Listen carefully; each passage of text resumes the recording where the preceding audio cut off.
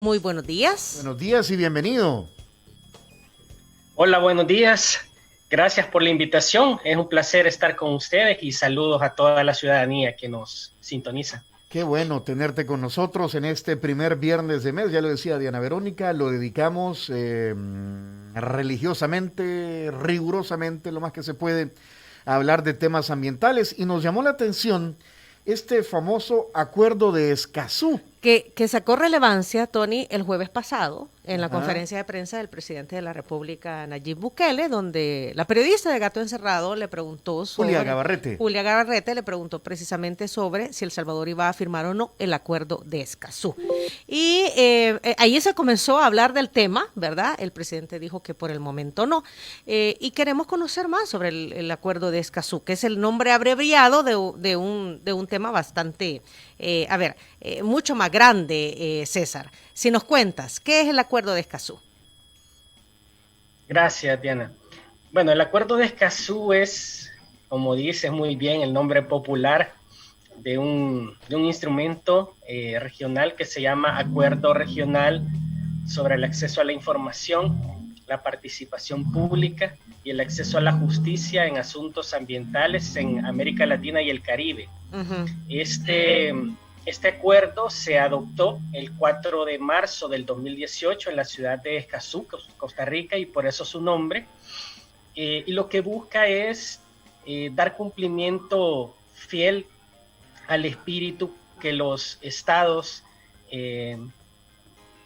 mostraron en 1992 en la Cumbre de la Tierra, donde se aprobó la Declaración de Río sobre el Ambiente y el Desarrollo, que lo que buscaba, entre muchos aspectos, es garantizar los derechos de acceso. Los derechos de acceso reflejados en este acuerdo son precisamente estos tres elementos que están en su nombre. El acceso a la información ambiental, la participación pública en los asuntos ambientales y el acceso a la justicia ambiental. Esto para los países de Latinoamérica y el Caribe. Uh-huh. En este caso, el acuerdo está dirigido para los 33 países de América Latina y el Caribe, y 24 países lo adoptaron en ese entonces. Este es el acuerdo de Escazú. Uh-huh. Significa entonces que abre las puertas a la ciudadanía de toda la información relativa a asuntos ambientales que tengan que ver con, acceso a la información, a que la gente participe de las decisiones. Uh-huh. Y acceso a la justicia en asuntos ambientales. Por ahí va la cosa. Exacto, sí. Lo que busca Escazú, el espíritu principal es que los estados de América Latina y el Caribe avancen de manera significativa en la democracia y en la gobernanza ambiental. Es decir, en la participación, en cómo se toman las decisiones en los países sobre los bienes comunes naturales, pero también sobre los derechos ambientales de las personas. El acuerdo tiene un enfoque pro persona, habla de, además de los tres elementos principales que les compartía, uh-huh.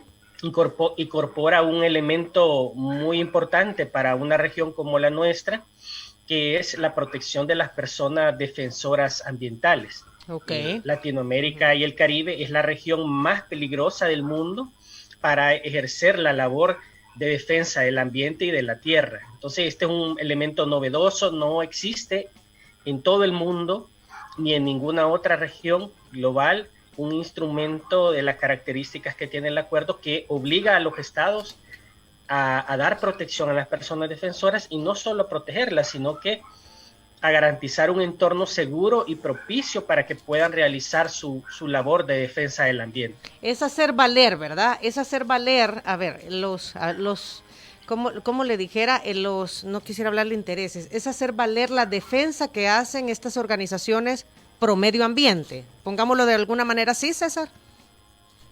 Sí, exacto. Uh-huh. Exacto. Y cuando mencionaba que el acuerdo tiene un enfoque pro persona, es porque busca garantizar tanto los derechos individuales y colectivos, al derecho de vivir en un ambiente sano y al desarrollo sustentable. En última instancia, eso es lo que busca el acuerdo. Entonces, ¿qué significa? Que no es un acuerdo solo sobre medio ambiente, sino que incorpora todas las dimensiones del desarrollo. Digamos, el paradigma el desarrollo sustentable, que ha sido discutido y adoptado en Naciones Unidas en otros instrumentos, habla de que el desarrollo sustentable está compuesto por la dimensión ambiental, la social y la económica, y que son indivisibles la una de la otra.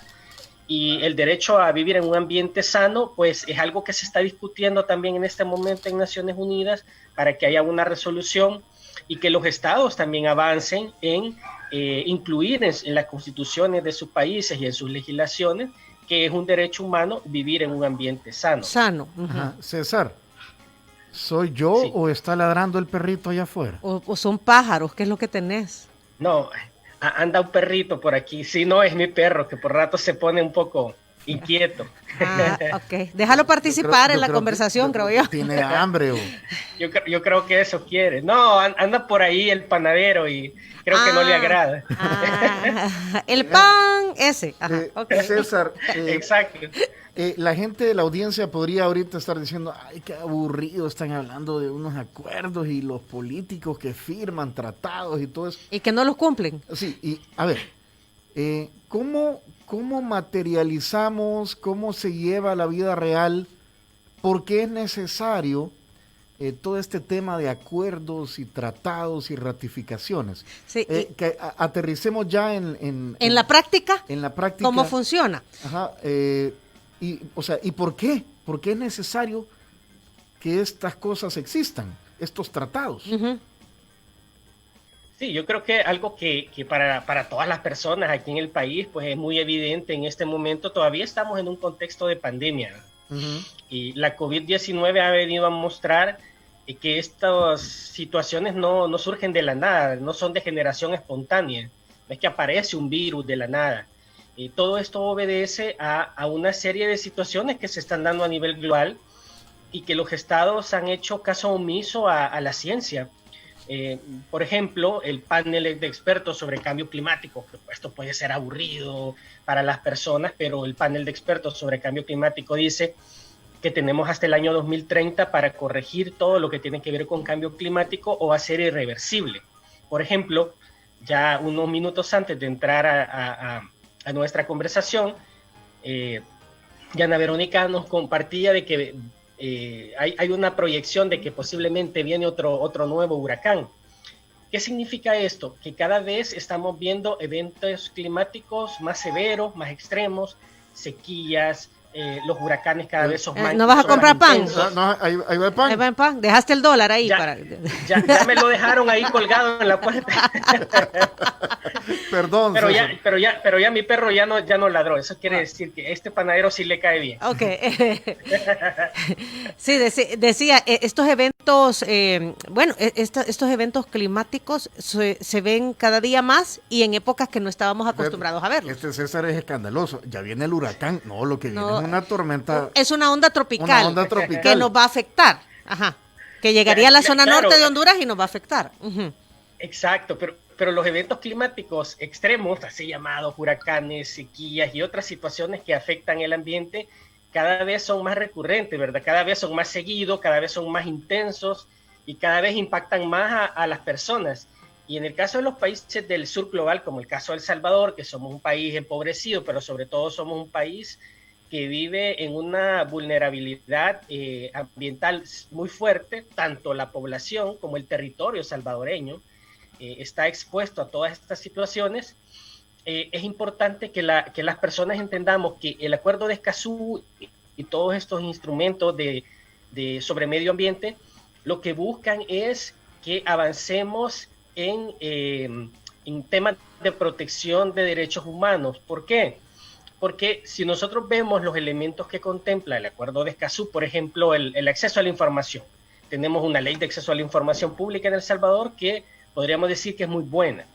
Sin embargo, no tiene disposiciones específicas, es decir, no tiene artículos y no tiene menciones como tal sobre información ambiental. Entonces, si tuviéramos ya en vigencia el Acuerdo de Escazú, si se estuviera implementando, esta sería una aplicación directa de la ley de acceso a la información. El Estado estaría obligado, el Estado estaría obligado a que se diera el acceso. Ahora, Exacto. a nosotros nos gustaría tener como casos concretos, César, vaya, porque esto tiene que ver con la protección al medio ambiente. Esto incluye agua, por ejemplo. Esto incluye depredación de los territorios. Y te voy a poner un caso bien práctico y tú me dirás si aplica o no aplica o cómo aplica. Viene un nuevo desarrollo habitacional, por ejemplo, ¿verdad? Y entonces, para hacer ese desarrollo habitacional se van a volar no sé cuántas manzanas de árboles de área verde, van a construir, el sistema de construcción es puro cemento, ¿verdad? No hay, las áreas verdes son el 1% de toda la intervención, y además de eso, el proveer el sistema de agua potable para la zona también no tiene los estudios necesarios, o no se sabe si va a haber o no va a haber suficiente capacidad. Así nació Altavista, por ejemplo, ¿verdad? Y así ha pasado, por ejemplo, en Santa Tecla, con nuevos proyectos urbanísticos. Este acuerdo de Escazú debería de permitir, por ejemplo, el acceso a ver cómo el desarrollo urbano de las localidades, ¿ya? Que en realidad funciona la famosa OPAMS, vaya, César, te lo pongo así de claro.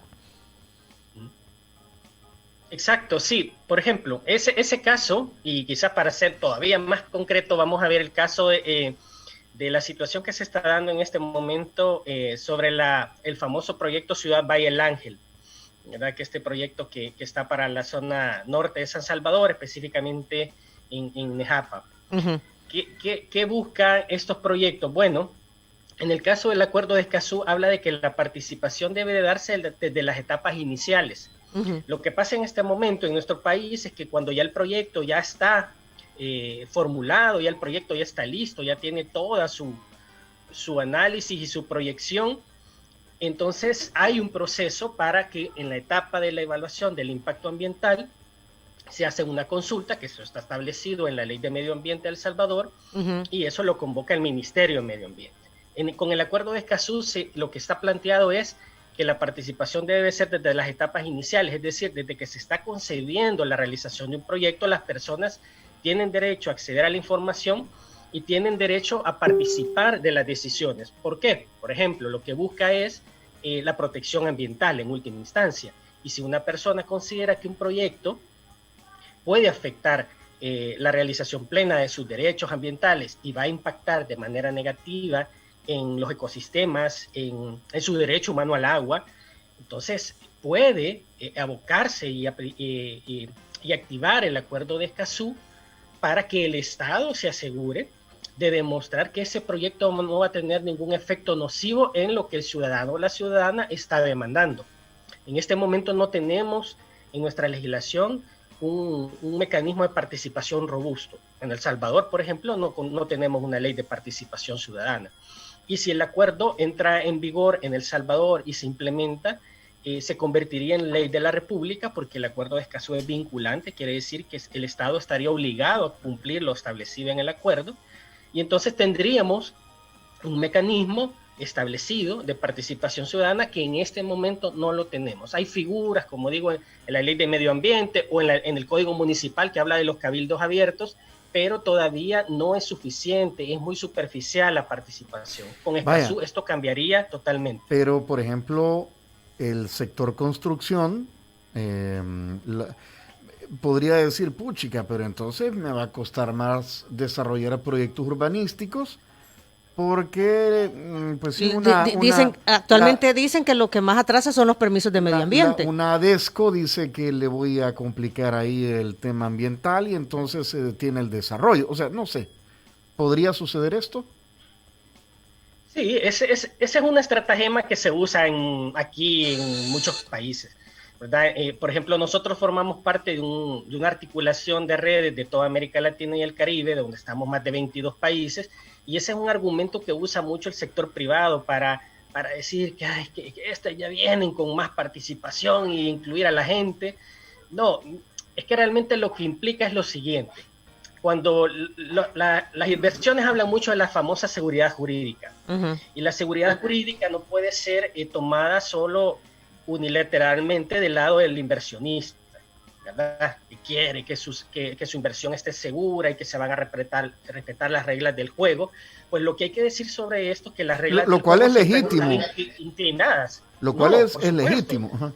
Exacto, pero hay que decirlo de manera muy categórica, que las reglas del juego siempre han estado cargadas del lado del inversionista, siempre han buscado favorecer la inversión y no los derechos ambientales de las personas, que también necesita seguridad jurídica. Entonces, las reglas del juego con Escazú se ponen sobre la mesa en condiciones de igualdad entre el Estado, los intereses de las personas que quieren invertir, pero también de las personas con sus derechos ambientales y ecológicos. Es discutir. Entonces, la seguridad jurídica, Ajá. ¿sí?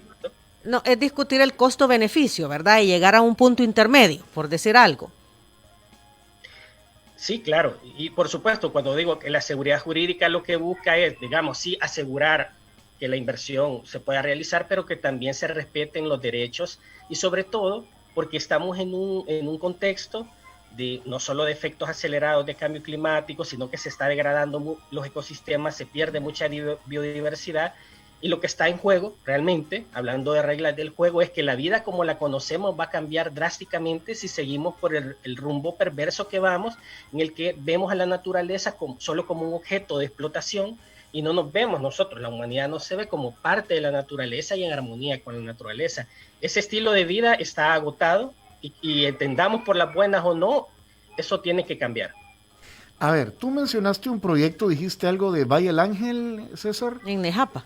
Sí, el proyecto Ciudad Valle del Ángel, que está impulsando la familia Dueñas y que tiene de manera, digamos, inconsulta, un convenio firmado con ANDA para garantizarle por décadas el suministro de agua potable, ¿verdad? Cuando digo inconsulta es porque ha sido poco transparente, ese convenio no ha sido discutido de manera pública, ni la ciudadanía que va a ser afectada con este proyecto ha podido participar y conoce cuáles son las implicaciones. O sea que de haberse firmado y ratificado y estar en vigencia el acuerdo, la ciudadanía tendría acceso a toda la información de este proyecto. Exacto, sí. Y los estudios de impacto ambiental. Desde las etapas iniciales. Exacto. No es algo que podamos hacer ya a través del Instituto de Acceso a la Información Pública. Han habido muchos esfuerzos, y hay que decirlo, sí, de las organizaciones sociales, exigiendo que toda esta información sea pública. Y siempre las instituciones encuentran figuras, argumentos y cualquier excusa para no dar la información. Y por lo cual, en este momento, esa información no está pública y no se ha podido acceder a qué es lo que establece y las implicaciones que tiene este convenio.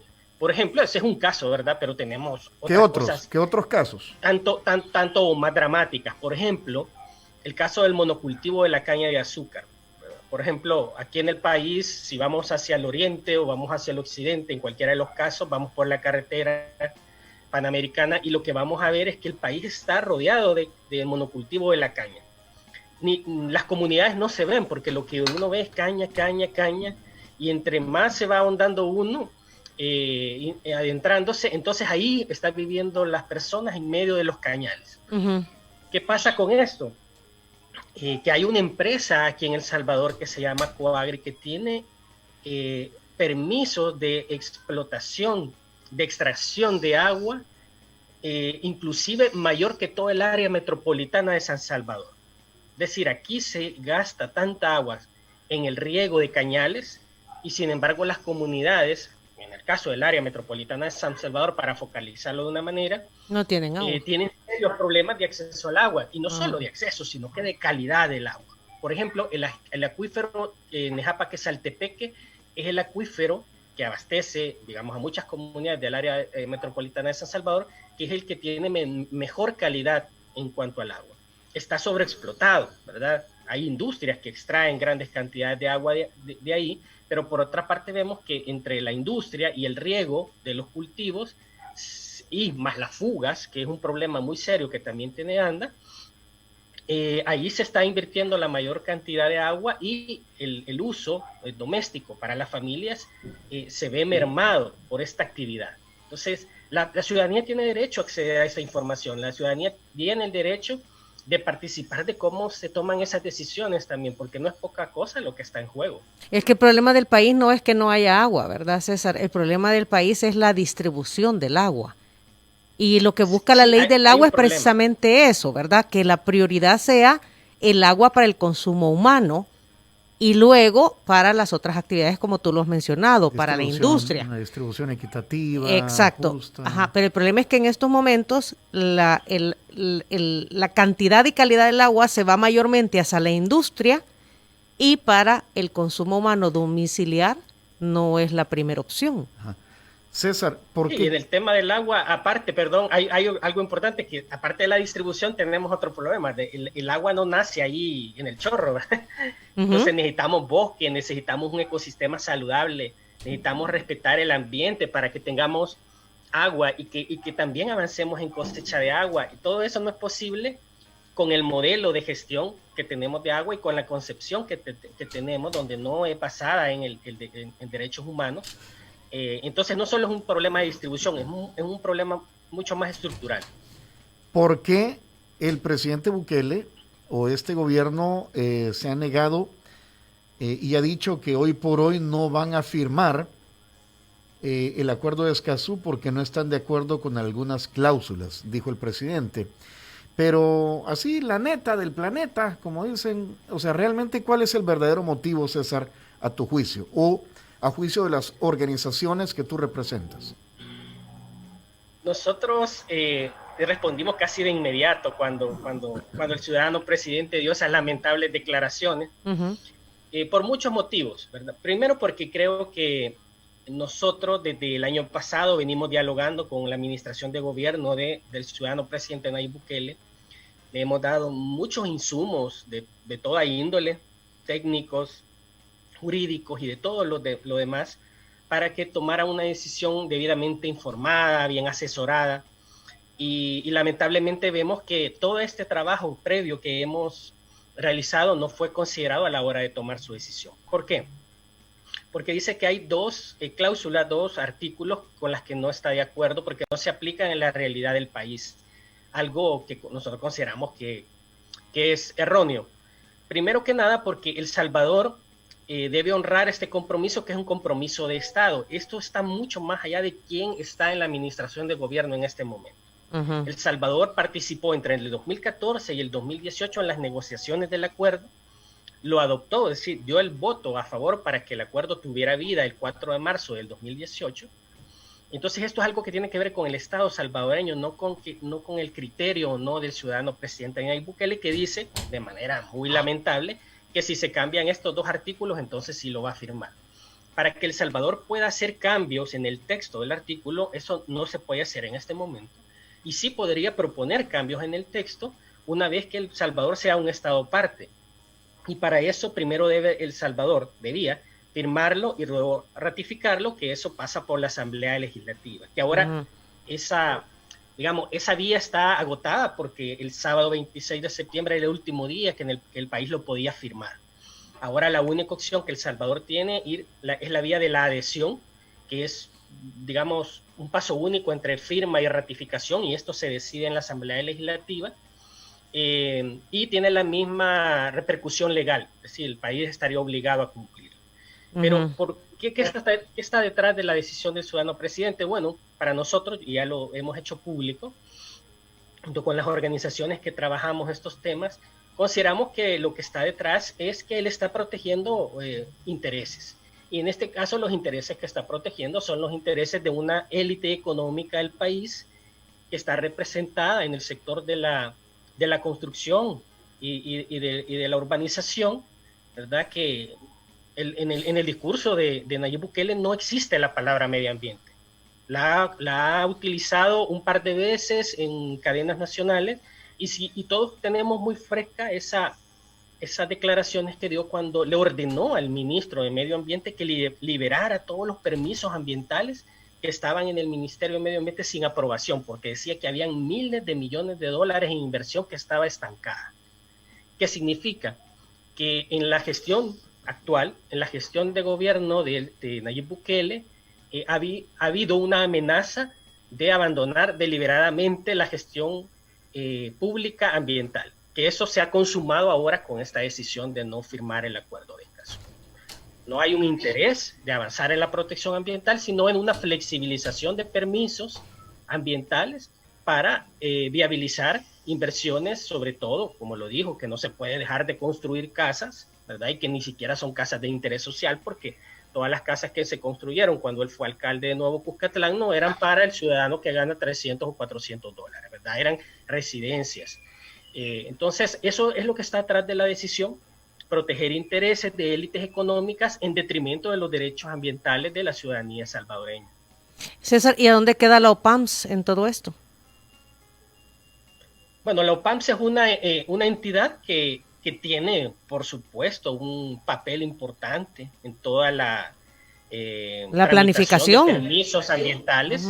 Sí, también hay que decir, ¿verdad? Si bien es cierto, la OPAMS es una oficina de planificación, está enfocada sobre todo al área metropolitana de San Salvador. Hay que decir que en el caso del país, al no tener una secretaría de planificación o un ministerio de planificación, no tenemos como una visión general del rumbo que lleva el país, ¿verdad? No hay un plan de nación como tal que diga cómo es urgente y necesario crear un El Salvador de aquí al 2050. No hay nada. Cada 5 años llega alguien que tiene un estilo diferente y que dice, yo las cosas las quiero hacer así. Entonces la OPAMS lo que tiene es una serie de procedimientos y criterios de planificación en cuanto a la construcción, en cuanto al desarrollo del área metropolitana de San Salvador, que sin duda deben de respetarse todos estos criterios porque también están contemplados en las figuras de la ley del país.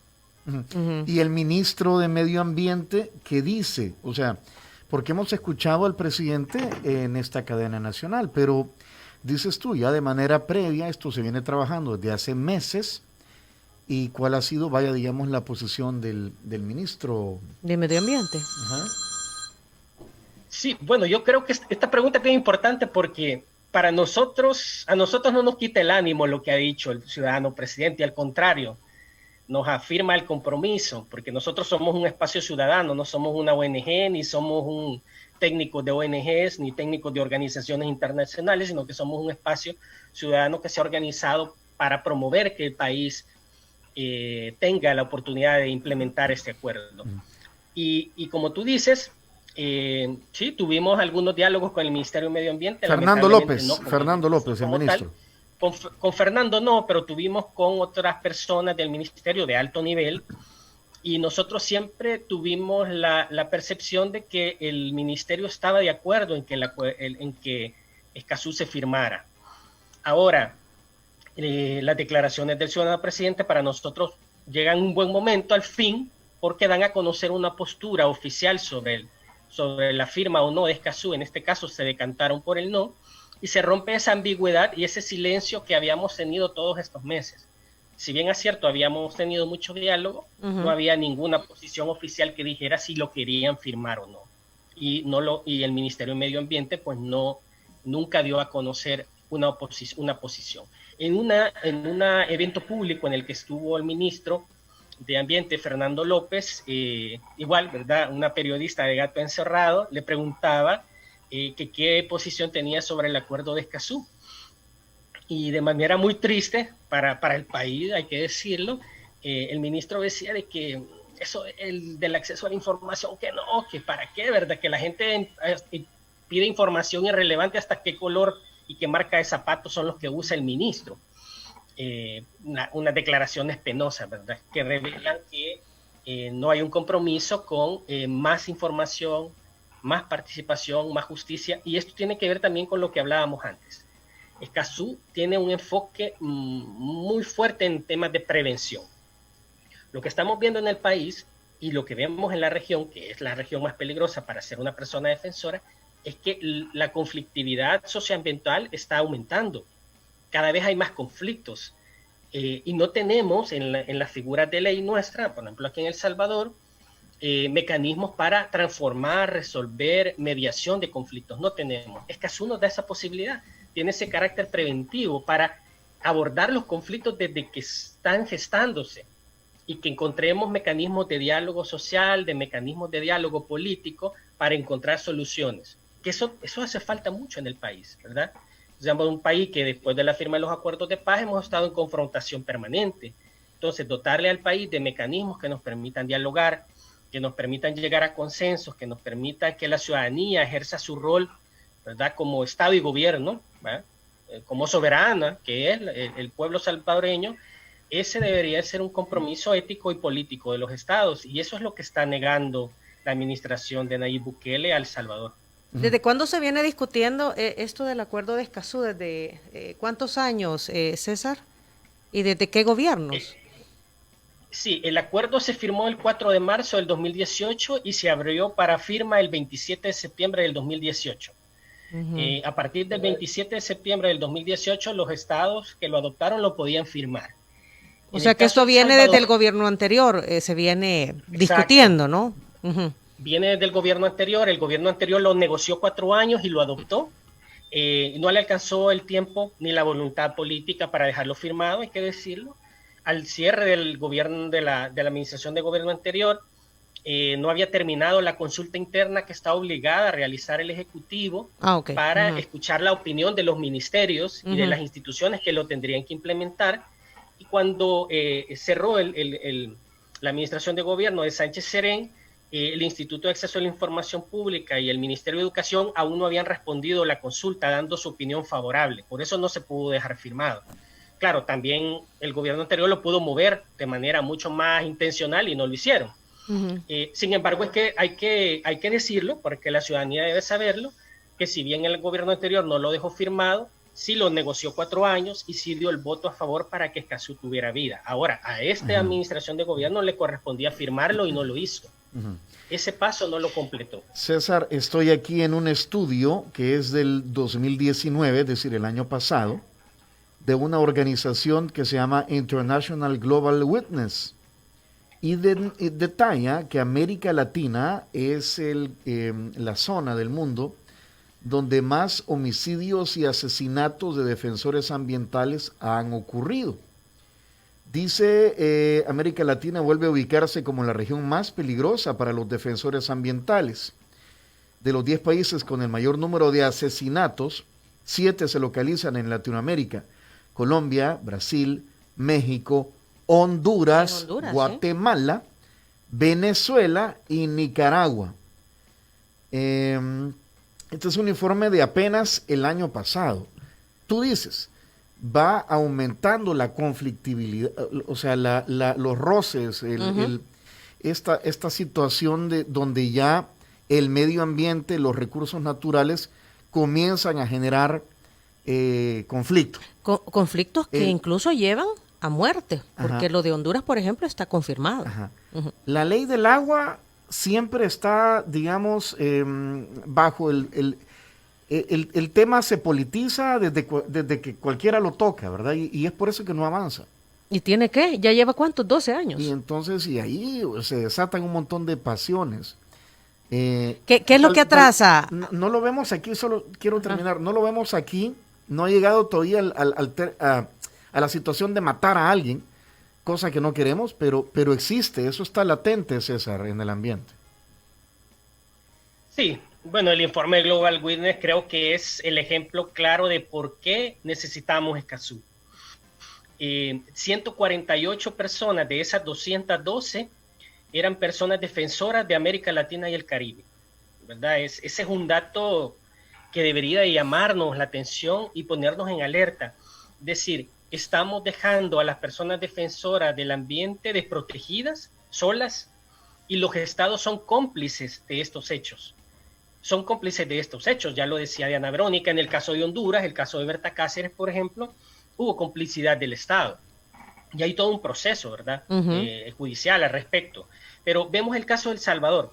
Recuerden cuando teníamos este problema sobre en Cabañas, en la zona oriente del país, en la zona norte, de la disputa por temas de la minería metálica.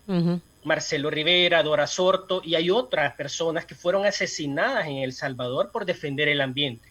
Claro, parece que estos hechos no han sucedido, esto fue hace algunos años, y lo que quiere decir es que se está incrementando la conflictividad, es decir, las disputas en los territorios por los bienes comunes naturales. En El Salvador, por temas de acceso a agua, hay disputas muy fuertes entre los cañeros y las comunidades. ¿Por qué? Una comunidad tiene, una familia tiene su pozo artesanal, el pozo artesanal se le seca. ¿Por qué? Porque la actividad intensiva de extracción de agua del monocultivo de la caña está desviando el cauce del río para regar la caña y extraer grandes cantidades de agua, y la comunidad, la familia se queda sin agua. Eso en este momento ya está provocando conflictos. Entonces, ¿qué estamos esperando? Que empiece a reportarse en Global Witness que también en El Salvador hay asesinatos de defensores para actuar. No deberíamos de esperar que eso suceda. Tristemente, en El Salvador, siempre cuando los hechos han sido consumados, hay alguna reacción. No una respuesta necesariamente, sino una reacción. Sí. Entonces, eso está sucediendo, ha sucedido en el país, y el problema principal en El Salvador, hay que decirlo, es que acá la violencia que vivimos oculta cualquier otro hecho. Hay muchos casos de personas que son perseguidas.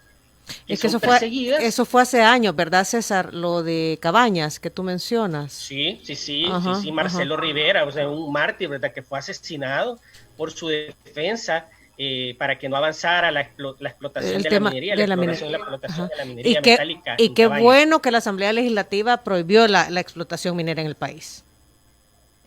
Sí, somos el único país del mundo que ha hecho esta prohibición, pero esto está en riesgo, ¿verdad?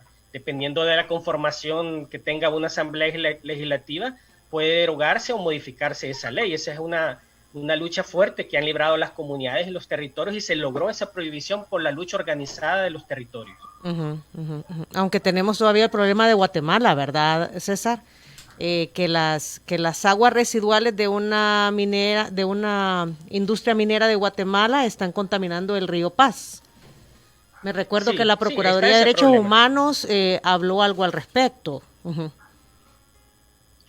Pero ese tema, Diana Verónica, es bien clave también, porque esos son los conflictos transfronterizos, ¿verdad? Tenemos un problema de cuencas compartidas en el caso de El Salvador. De nuestro principal río, el río Lempa, no nace en El Salvador, ¿verdad? Y tiene una cuenca compartida entre Guatemala, Honduras y El Salvador. Exacto. Todos estos conflictos que también son transfronterizos, tendríamos un mecanismo para abordar estos conflictos con el Acuerdo de Escazú. Es decir, el país tiene todos los elementos ahí para ampliar el asidero legal de todas las figuras que en nuestra ley no están contempladas, y para fortalecer el trabajo de las instituciones ambientales, para darle solidez a las políticas públicas nacionales en materia ambiental.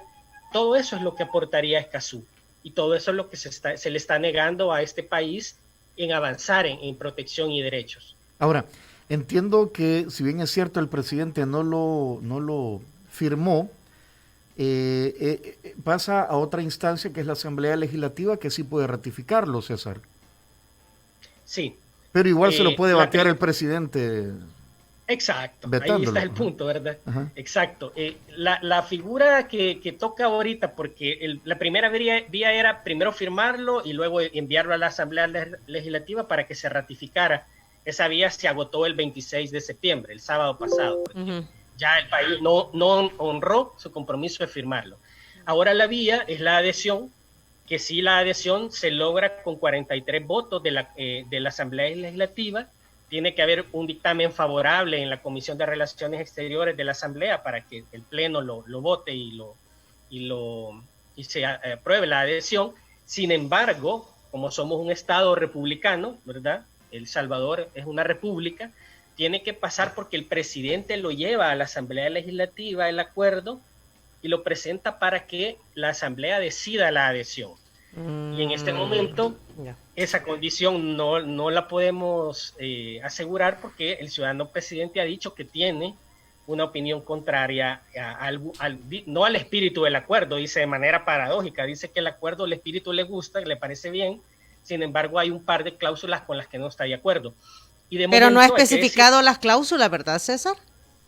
Exacto, ahí ese es el punto al que iba. No sabemos cuáles son los dos artículos. Nosotros estamos preparándonos ahorita para iniciar el diálogo sobre este tema y conocer cuáles son esos dos puntos en los que hay algún nivel de duda o inquietud de parte del gobierno, y que los podamos clarificar. La Comisión Económica para América Latina es la que lleva el secretariado de Escazú, que es una entidad de Naciones Unidas con la que nosotros tenemos una relación y una comunicación muy fluida, y estamos dispuestos, como equipo impulsor, a acompañar el país para que cambie de opinión el Ejecutivo, para que entienda que los argumentos están equivocados y que el país no pierde realmente. No se va a detener el desarrollo. Lo que sí hay que decir es que no sabemos cuál es la visión de desarrollo que tiene el ciudadano presidente. Si la visión de desarrollo que tiene es que hay que tener permisividad ambiental y talar y destruir el ambiente para construir edificios, creo que entonces sí, Escazú no permitirá eso. No lo permitirá no por Escazú, sino que también este pueblo y la ciudadanía está cansada de que se siga deteriorando su calidad de vida porque estamos en un ambiente enfermo, y la pandemia nos ha mostrado eso, ¿verdad? La pandemia nos ha mostrado que si seguimos así, la salud del planeta no se logra alcanzar, pues la salud de la humanidad va a estar igual o peor que como está en este momento si no corregimos el rumbo. Más deteriorada. César, entonces el siguiente paso como equipo impulsor del Acuerdo de Escazú es aclarar, tú decías, cuáles son las dudas en cuanto a estos 2 artículos que el presidente de la República expresó que no estaba de acuerdo. Esto es a través de Presidencia de la República, Secretaría de Asuntos Jurídicos, ¿a través de qué instancia? Son diversas instancias. Nosotros sabemos que en el tramo final, es decir, antes del 26 de septiembre, la decisión estaba concentrada en la Secretaría de Asuntos Jurídicos. ¿Verdad? Ahí es donde llegó la traba, porque con lo demás nosotros trabajamos muy bien. También hubieron algunos señalamientos de parte del Ministerio de Medio Ambiente, en particular de parte de los asesores del Ministerio.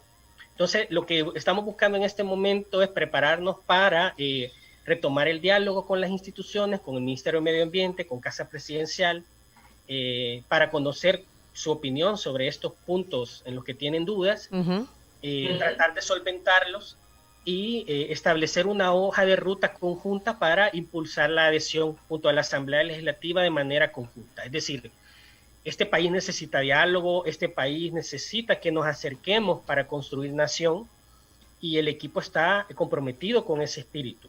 No solo con el espíritu de Escazú, sino que construir una nación que avance de manera intencional y de manera significativa en la paz sustentable duradera. Para nosotros la paz sustentable duradera es que la paz con el planeta es lo primero, y con la naturaleza. Son los recursos naturales. Si no tenemos garantizado eso, hablar de paz a nivel de los países, las naciones y a nivel global es difícil, porque los principales conflictos que estamos viviendo es por las disputas de bienes comunes naturales. Bueno, y ya lo mencionaste, el tema del agua, por ejemplo. Mencionaste el tema de Nejapa, ¿qué otros proyectos están generando conflictos en estos momentos? ¿Qué otras situaciones están generando ese roce entre comunidades y quienes quieren desarrollar proyectos urbanísticos? Hay incluso un parque allá en Cuisnahuat, he escuchado yo que hay roce entre la alcaldía y una comunidad. Es cierto, eso se conoció en las últimas semanas. Exacto. Hay muchos proyectos, ¿verdad? Digamos, Ciudad Valle del Ángel es un megaproyecto como tal, pero también tenemos los conflictos que se están dando, como mencionabas, en Cuisnahuat, ¿verdad? Porque no se respetó el proceso de la consulta previa y diálogo con las comunidades y con los pueblos indígenas sobre la construcción de este parque, ¿verdad? Que va a afectar el entorno natural del municipio. Ese es un caso que ha sido muy sonado últimamente, pero tenemos otros, como el caso del río Sensunapán, en Nahuizalco, que hay una empresa que quiere construir una represa sobre el río, y las comunidades organizadas de Nahuizalco se oponen a esto porque va a afectar toda la biodiversidad del río, pero también va a tener unos impactos negativos en el ecosistema como tal y en las comunidades. ¿Qué pasó? Creo que es un caso que nos podría mostrar qué es lo que nos podríamos evitar y prevenir si tuviéramos los elementos que nos aporta el Acuerdo de Escazú. Durante la cuarentena, el Ministerio de Medio Ambiente convocó a una consulta a las comunidades de Nahuizalco. En la cuarentena. no había transporte público, no había cómo las comunidades se desplazaran para venir a San Salvador, las convoca a una consulta para decidir sobre si va o no el proyecto del río Sensunapán. Esos criterios de consulta son totalmente nefastos. Hay un criterio que se llama del consentimiento libre, previo e informado, aunque Escazú todavía lo lleva más allá, porque en Escazú la participación no es un principio que queda a criterio de la persona tomadora de decisión, sino que en Escazú la participación es un derecho y hay que garantizarlo. Entonces, esto se pudo haber evitado si tuviéramos implementándose el acuerdo de Escazú. Ahora también hay que decirlo, ¿verdad?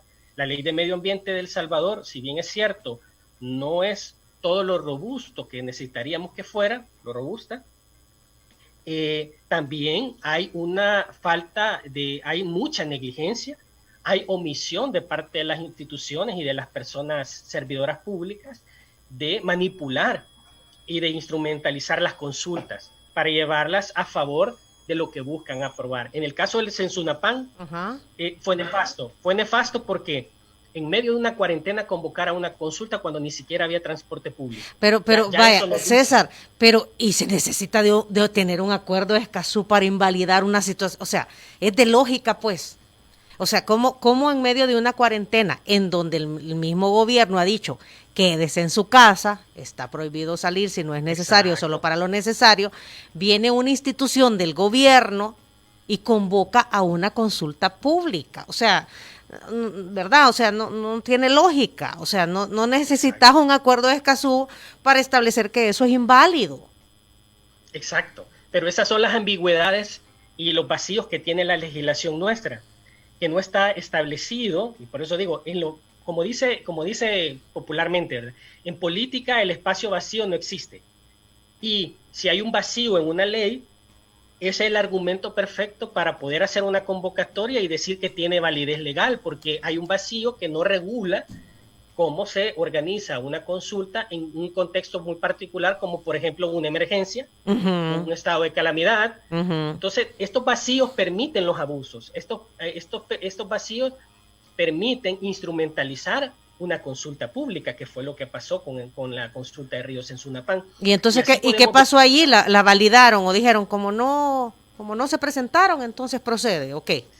Sigue el proceso y sigue la resistencia, el proyecto todavía está en discusión, las comunidades organizadas de Nahuizalco siguen resistiendo y siguen haciendo el llamado a que se tome una decisión consultada con la ciudadanía, y al menos se logró, ¿verdad?, a través de la misma presión de las comunidades organizadas, no de frenar la embestida que hay, ¿verdad?, sino de mantener ahí todavía la decisión pendiente. ¿Y a todo esto y el alcalde, César?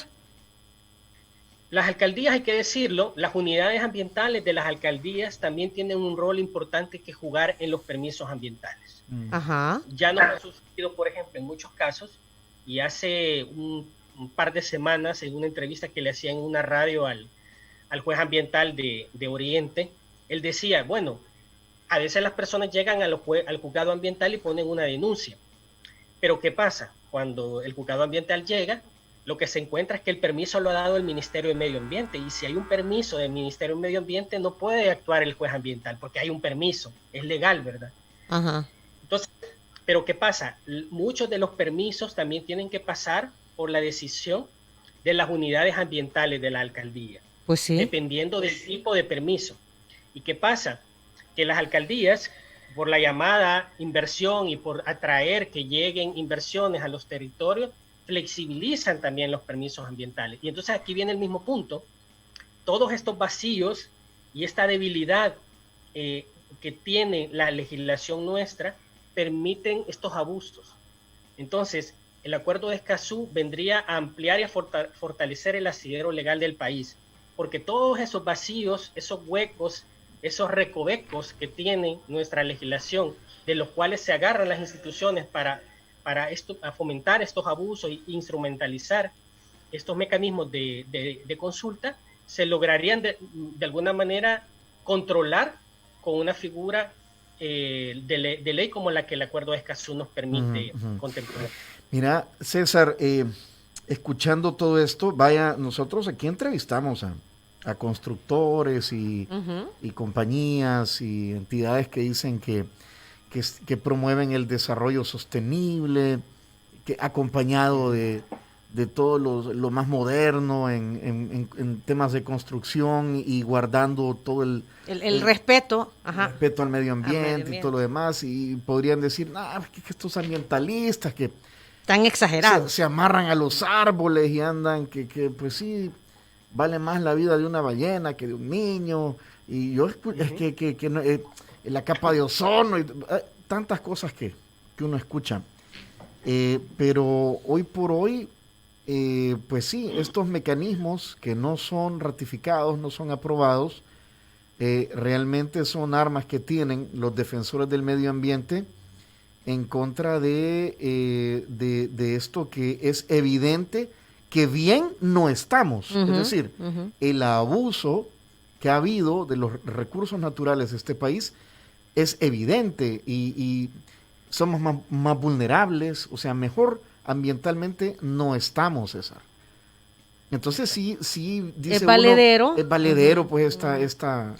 esta fregadera, pues. O sea, deberíamos de estar conscientes que hemos depredado a la naturaleza en O nuestro sea, quiero país. mencionar unas palabras del Papa Francisco en un documental en Netflix Ujú, que ujú. está ahí, usted lo puede ir a ver, que se llama Francisco, un hombre de palabra, dice el Papa. Y si usted hoy en día me pregunta, para usted, ¿cuál es el pobre, más pobre, más pobre, más pobre que existe? Yo le diría que es la madre tierra. La hemos despojado, la hemos maltratado, dice el Papa. César. Sí, el Papa Francisco creo que está haciendo una labor sumamente importante para corregir todas estas situaciones de inconsciencia que se viven en el mundo.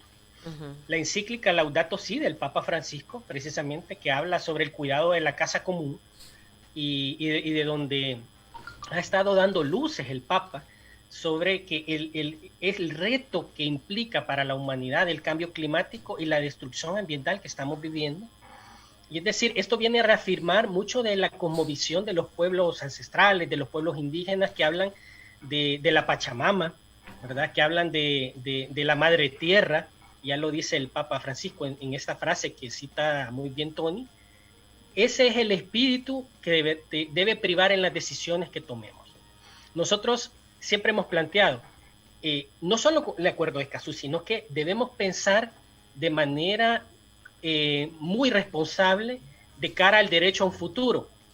Por ejemplo, hay muchos pueblos ancestrales que tienen una práctica que cada decisión que toman en este momento piensan hacia el futuro de cómo va a repercutir en la séptima generación venidera.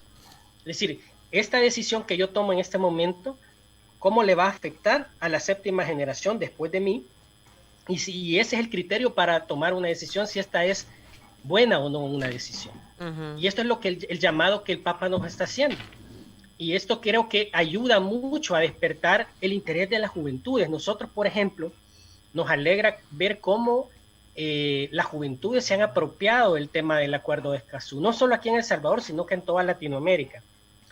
Hay un interés muy genuino de las nuevas generaciones de decir, bueno, si es que nos están heredando un mundo en caos y cada vez se está poniendo peor, hay una responsabilidad histórica de los estados del norte global, pero también hay una responsabilidad histórica de las generaciones mayores Ujú. que hemos permitido que esto llegue a este punto de crisis en el que estamos. Bueno, los jóvenes Entonces hoy en debemos día, corregir. hoy en día, César, los jóvenes en nuestro país son los que nos hacen conciencia a los adultos. Definitivamente. Exacto. Ajá, Sí, y con el definitivamente. acuerdo de Escazú, con la campaña que nosotros impulsamos, vimos cómo los colectivos de jóvenes de las universidades, los colectivos de juventudes, defensoras de derechos humanos se involucraron activamente y por ahí debemos de verlo. Nosotros creemos que el acuerdo de Escazú es un instrumento también que en uno de sus principios habla de la equidad intergeneracional. Debemos de ver cómo involucramos a todos los sectores y a todos los actores del país de cualquier edad, es decir, algo intergeneracional, es algo intercultural, si bien es cierto el país como tal no es un estado plurinacional, pero al menos hay 7 pueblos en este país indígenas que no están debidamente reconocidos en sus prácticas y en su herencia y en su entidad. tenemos un legado histórico que debemos de honrar y asumir el reto histórico que tenemos enfrente de heredar el derecho a un futuro. Y a un buen futuro, ¿verdad? Sí. César, muchísimas gracias por haber estado con nosotros. César Artiga, coordinador del grupo impulsor del Acuerdo de Escazú en nuestro país. Estaremos dándole seguimiento a las acciones que tú has mencionado que van a realizar, ¿verdad? Este acercamiento con la Presidencia de la República a fin de aclarar estos artículos por los cuales existe la justificación de no adherirse, que es lo que nos corresponde hoy, luego que ha pasado la fecha para firmar, pero sí adherirse. Y nosotros como medio de comunicación estamos comprometidos con este tema, por eso estás tú aquí en nuestro Viernes Verde, ¿verdad? Y tennos a la orden para efectos de dar a conocer los avances de esta situación. Y también hay que decir, así como está o ha estado César Artiga esta mañana, pues también estamos dispuestos a escuchar a los constructores, el ministro Fernando López, claro, si quiere venir y responder a nuestras preguntas también, es decir, de lo que se trata es de llegar a un punto medio donde se resguarde el medio ambiente y exista el desarrollo. El desarrollo, así es. Tú has dicho algo bien importante, César, necesitamos diálogo. Y aparte del diálogo, necesitamos tomar acuerdos de consenso, ¿verdad? Dialogar y tomar acuerdos de consenso. Cuenten con nosotros, César, y con este espacio.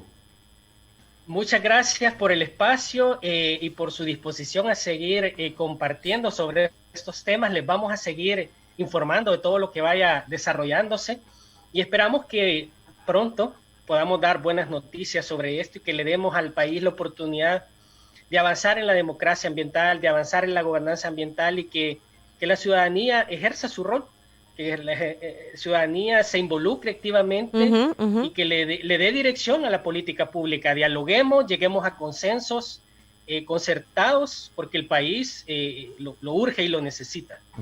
Muy bien, César. Qué gusto, César. Gracias. Gracias. Gracias y que la pasen muy bien hoy. Igual, un abrazo, César. Muy bien. Gracias por tu tiempo. Hay que botar basura en la calle, no sean chucos.